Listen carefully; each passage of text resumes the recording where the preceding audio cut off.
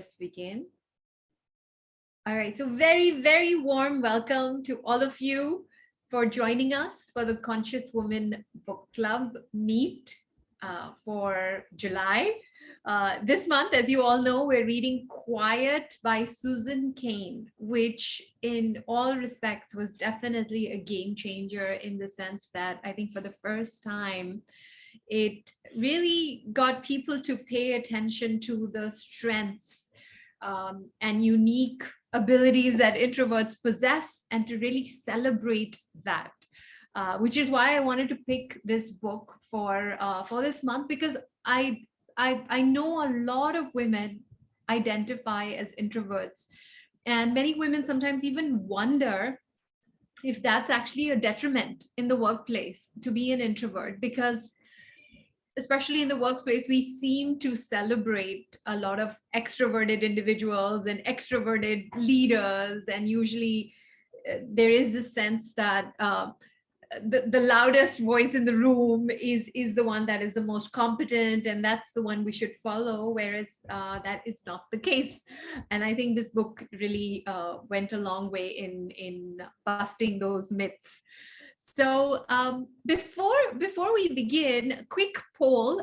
So Shreya, if you can launch that poll, I'm curious to know how many of you identify as introverts. So you could be an introvert, extrovert, or ambivert. So ambivert is if you're a combination of the two, or maybe you're not sure.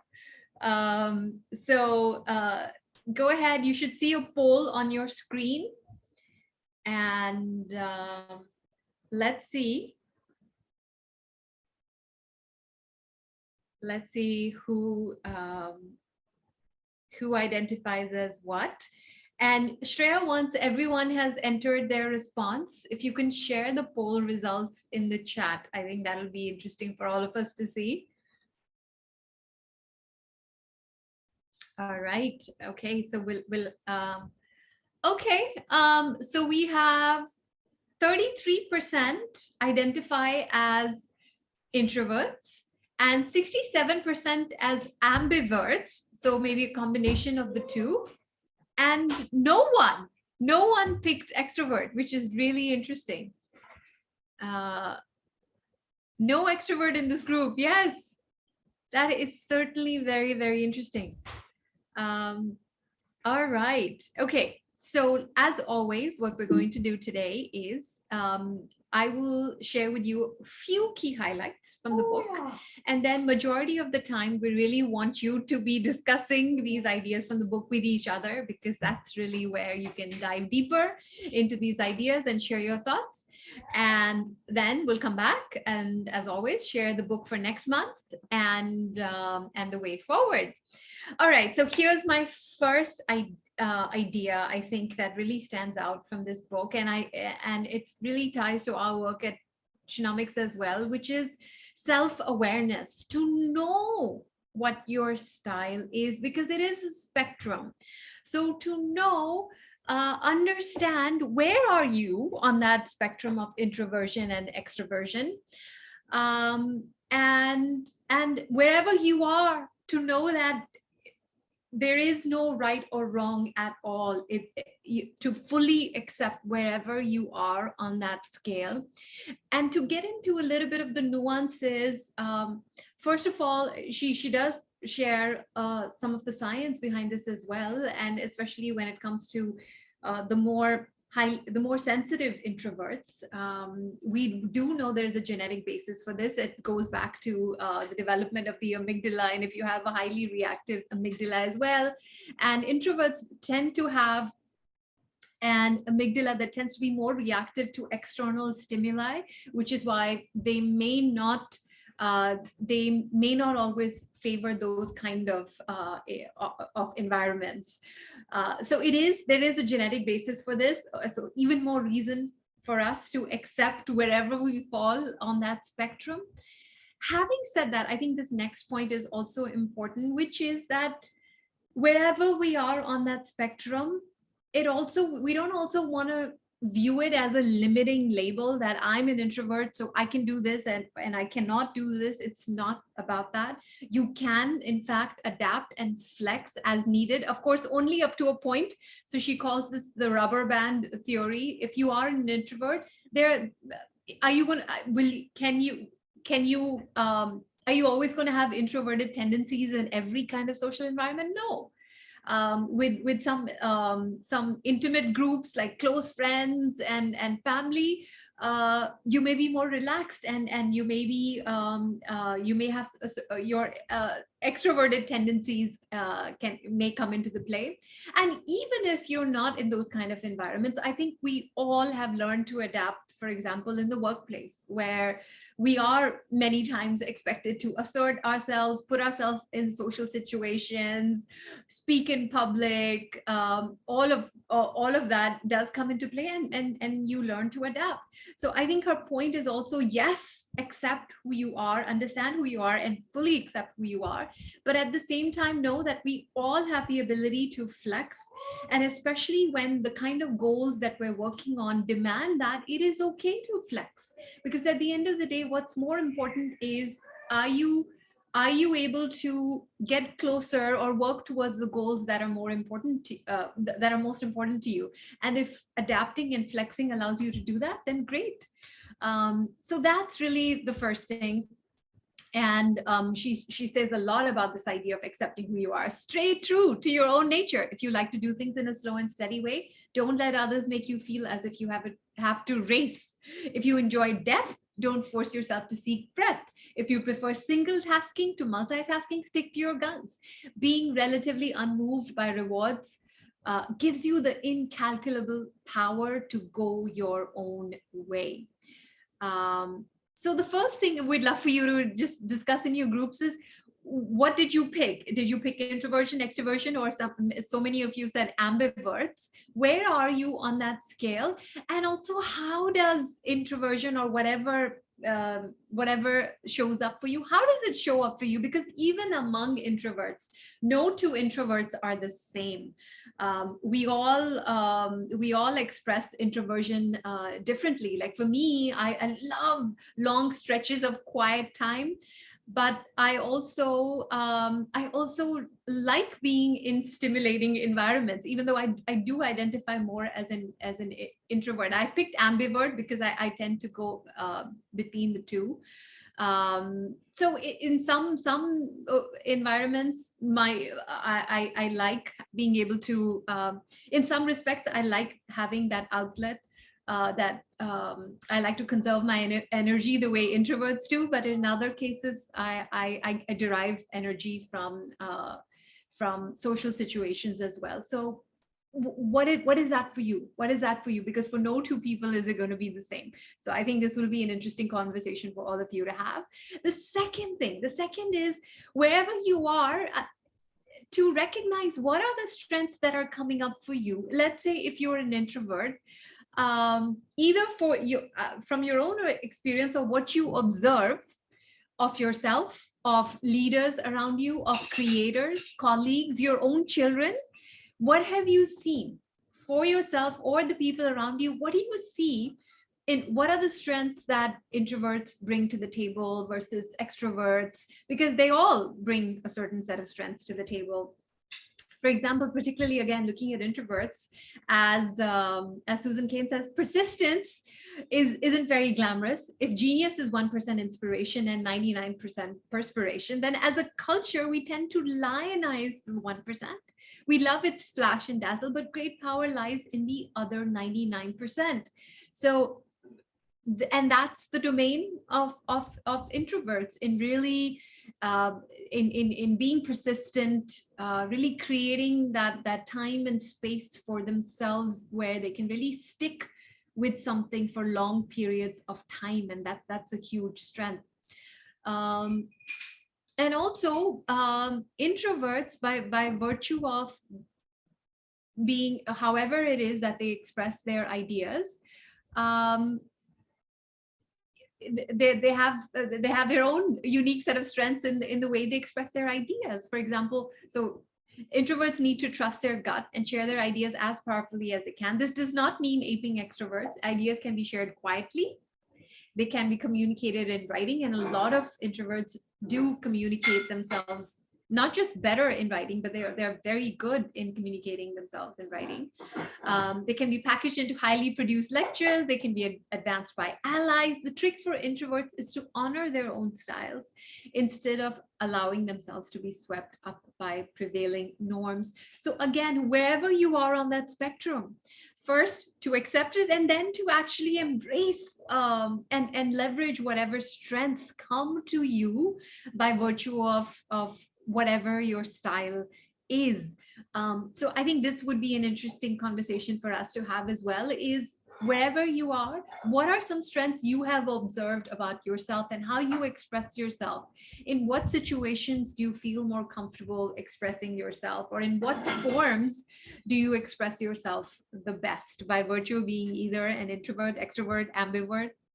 And the third thing, the third idea, I think that's really, now moving to an action, making this actionable, is how can we design our lives and our work environments for ourselves, our team members, or even our children in a way that works for everyone?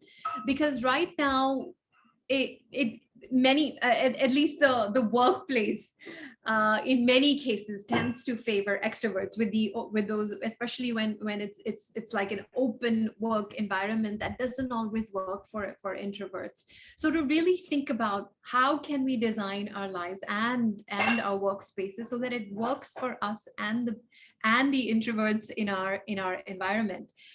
As Susan Cain says, the secret to life is to put yourself in the right lighting. For some, it's a Broadway spotlight. For others, a lamplit desk.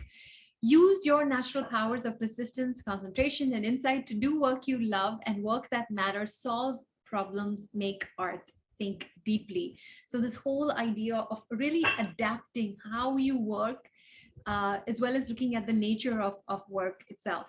Figure out how you are meant to contribute to the world and make sure you contribute. If this requires public speaking or networking or other activities that make you uncomfortable, do them anyway, but accept that they're difficult. Get the training you need to make them easier and reward yourself when you are done. So the final question, I think that'll be interesting for us to think about, because it is relevant either for yourself if you identify as an introvert or for the introverts in your environment. How can we redesign our lives and our work environment so everyone around us feels comfortable, included, and accepted? So these are the questions for our group discussion. We'll share these in the breakout rooms. As always, it'll be great if one person in the group can become a book fairy. We call them book fairies, just people who can guide the discussion. We're giving you about 30-35 minutes. So go ahead and discuss this with your, take maybe 10 minutes per question, and give everyone a chance in the circle to share their thoughts. So happy discussing. When you come back, we'll look forward to what were some of the insights that come up in your conversations. So Shreya, let's open up the breakouts.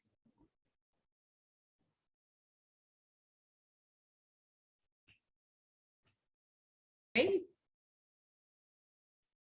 We'll wait for the others to come back as well. Bhavna, how do you go about deciding the book for the next month? I think it's a combination of things. First of all, I don't recommend any book that I haven't read myself, simply because I don't just trust the reviews. Only if I've read it and I know it's been impactful. That's my first point. And then of course I look at what other what are the reviews for the book. And typically I think we would never recommend anything that's less than a 4 on either Goodreads or Amazon. And overall, thematically, I think for us with this Conscious Woman Book Club, it's really about picking the kind of books that will help women live and lead consciously. And this book is a lot about really accepting yourself, which I think is so important because so many women do identify as introverts. So I think a lot of the books thematically um, that help in that sense are usually the kind of books that get to the top of the list. And then of course we invite recommendations from all of you as well. So yes. Hello everyone. Hello. All right. I'm eager to hear because I see a few smiling faces. So I'm eager to hear what were some key insights or anything interesting that came up in your conversations. I found that most of the people are now in the ambivalent zone only, like maybe because of the age into which we are right now, That's true. and it Yeah. is more circumstantial, and Yeah. maybe the influence of that last century, that people Yes. who are very introvert like me now, they have to forcefully come into the extrovert this thing zone. Yeah. Do we Yeah. see the results? Yes, we do, Uh, and it is always situational. yes, it is very situational. Very true. But that's interesting. So it's that's an interesting observation that there's been an evolution towards becoming ambiverts for a lot of introverts. Maybe Other that other visibility part which you had shared now. So yes, maybe for that reason, because people are getting gratifications when they express out, immediate gratifications are, that's why. yeah, very true, very true. Other thoughts. What came up in your conversations? Yeah, I think I completely agree with what Priyanka just mentioned. Most of us in the group who did express that they're an ambivert, and I do, rate myself as an. I mean, I do think that I'm an ambivert because in the initial days of my career, maybe when during my younger days, I was in. I was very, very introvert, and I wouldn't speak, very timid, very shy, and really wouldn't express myself. And it's only that after I got into a profession which was quite contrary to my personality. That is, I became a consultant where I had to speak a lot, and that's when forcefully when I had to do certain things, I was comfortable. And then some of the strengths that most of them also express is that if we are an ambivert, and from a introvert to an ambivert, we convert ourselves by having that ability to take the risk, to be a little courageous, and then trying to be a bit expressive. But all I felt is that it's not a crime to be an introvert. But sometimes, I had personally felt very guilty for not speaking and all that. It's only now that, we have more wisdom to understand different personalities. I mean, I like to accept myself. My self-awareness has improved, and I also accept people around me. Nice, very nice. And any thoughts on that last question? How do we, because especially in the workplace, I think for a lot of us still see extroversion being as a dominant force. Anything any of you have observed in how do we in the workplace accommodate Yes, introverts more? Yes. yes. Bhavana, I think that's a very relevant point. And coming from a corporate culture, we understand that in team meetings, normally there'll be people of both the types. There'll be Yes. both extroverts and there'll be both introverts. Right. And normally in team meetings, people who are extroverts tend to be dominant and they tend to keep pushing their opinions, maybe on top of others. So I think as a step towards making our environment, our lives, and our work environment more adaptive to the needs of introverts, if each one of us can just make the way for the introverts to come forward and speak up, it'll be something that's good. Say if XYZ or is dominating the meeting, and if you see that an introvert ABC is trying hard to bring forth a point, maybe we can just interrupt and say, I think ABC has something to say. Would you like to share your thoughts, please? Maybe that will give them the confidence to come forward and speak up. So I think, and that will be a very helpful move for creating such an ecosystem and making the society and work culture more inclusive. Yes, very true. Very true. We have to, yes, you're right. We have to proactively create this kind of um, spaces where introverts also feel comfortable. And if that means gentle nudges, that could be one way, or just reorganizing the way also we have conversations. Like, for example, in our programs, before opening up a discussion, we always give time for reflection first. So we have you journal your thoughts first, because introverts, it's easier for them to collect their thoughts through writing. And then only once we've given time to everyone to collect their thoughts, then we open up the discussion. So that's one thing that's worked for us. I saw Soumya raise her hand, and then we'll have Yeah. Manpreet share. Yeah, go ahead, Soumya. Yeah, I think also in the team, especially uh, uh, asking the right questions for them, right? Yeah. Then they start opening up.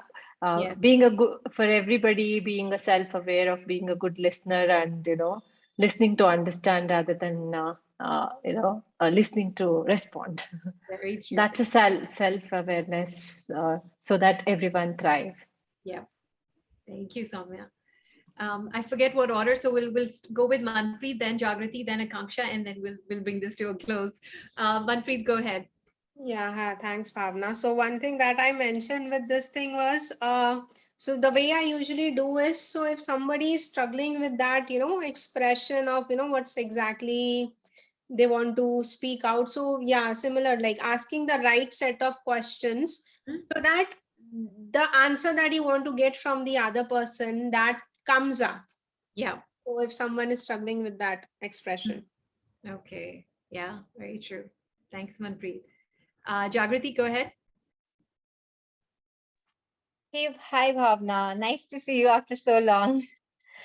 So what I would say is like the one thing which has helped me after the Lead Like a Girl program is Yes. the powerful postures.